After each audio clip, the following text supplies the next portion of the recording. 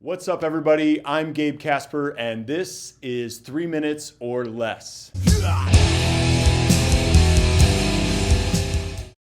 So recently I read an interview with the singer-songwriter Lana Del Rey from a magazine back in September. And to be honest, I don't listen to a ton of Lana Del Rey. I'm maybe not even saying her name right. I don't know. But in this interview, I found her to be very well-spoken, very thoughtful. And there's actually this point in the interview where she's talking about kind of all that's going on in our world right now. And she says this, brace yourself, it's a long quote. All right, hang in there.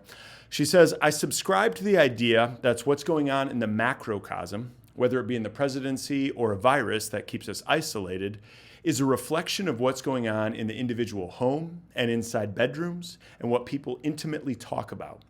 I think there's been existential panic for a long time, but people haven't been paying attention to it because they've been too busy buying shoes."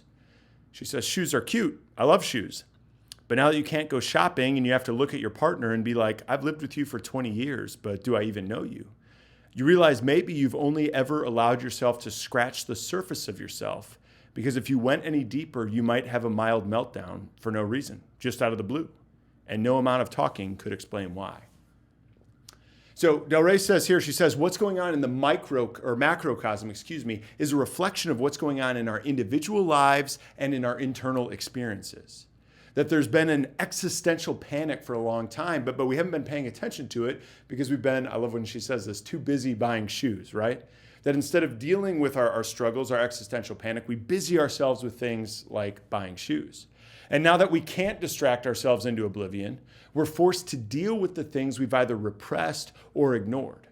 That there's been this prolonged stop that's entered into our lives, and it's brought with it the opportunity to work through things as a society and as individuals.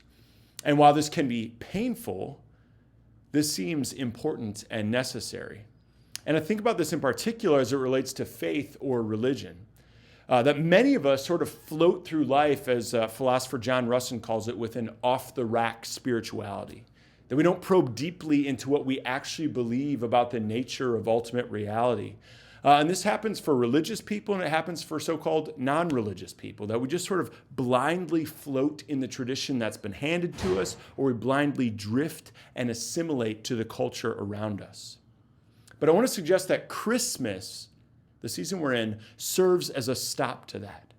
It confronts us with an incredible claim about the nature of ultimate reality, because the claim of Christmas is this: that the good creator God actually became a human being. That's the claim. Like, just think about that. That's the claim of Christmas. It's not about some sentimentalisms about love and joy. It's saying the creator of the universe stepped into his creation. Just think about that claim should give us pause. And my prayer for you watching this video is that as you pause to reflect on that, you'd be pointed to the hope and the life that is found in the stop that happens at Christmas.